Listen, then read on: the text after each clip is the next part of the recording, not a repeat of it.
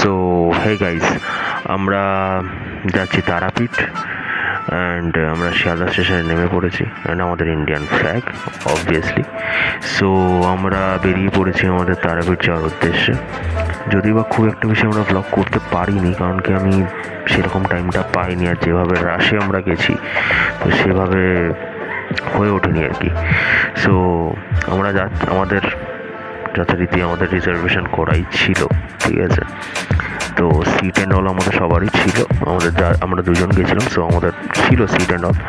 But আমরা decide করলাম যে ওখানে বসে বেসিক্যালি খুব গরম লাগছিল, তো আমরা ভাবলাম যে আমরা যাই।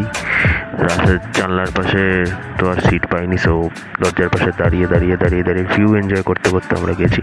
সো চলো তোমরা ভিউটা এনজয় করো।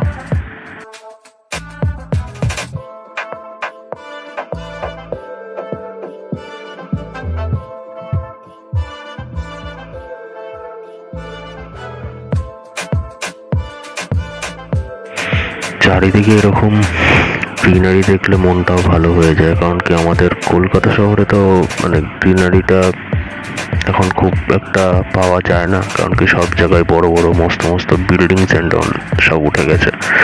তো এটা হচ্ছে Santiniketan, I guess Bolpur station, ঠিক আছে। তো এখানে কিছুক্ষণ দাঁড়িয়ে ছিল বলে আমি ভিডিও করলাম। তো নেক্সট আমি এখানে নেমে পড়েছি, মানে তারাপীঠ স্টেশনে নেমে পড়েছি, তার মধ্যে আমি কোনো ভিডিও করতে পারিনি।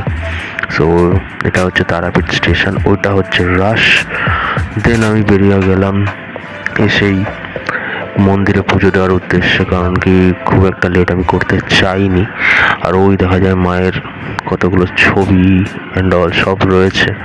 তো মোটামুটি রাশ ছিল যখন আমরা গেছি, দুপুরবেলা 3টের সময় পুজো দিয়েছি, ঠিক আছে। সো এবার আমরা এই ডালা নিয়ে A to Z সব নিয়ে বেরিয়ে গেছি পুজো দেওয়ার উদ্দেশ্যে ঠাকুরমশাইয়ের সাথে।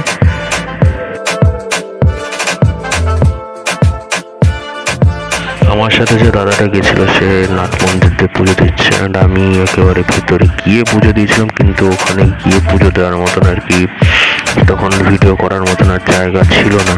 সো আমি বেরিয়ে তারপরে এই তোমাদের দেখাচ্ছি যে কতটা ভিড় আছে এখানে, ঠিক আছে। সো তোমরা সেটা দেখে নাও, তারপরে এরপরে আর আমি ভিডিও করতে পারিনি। সো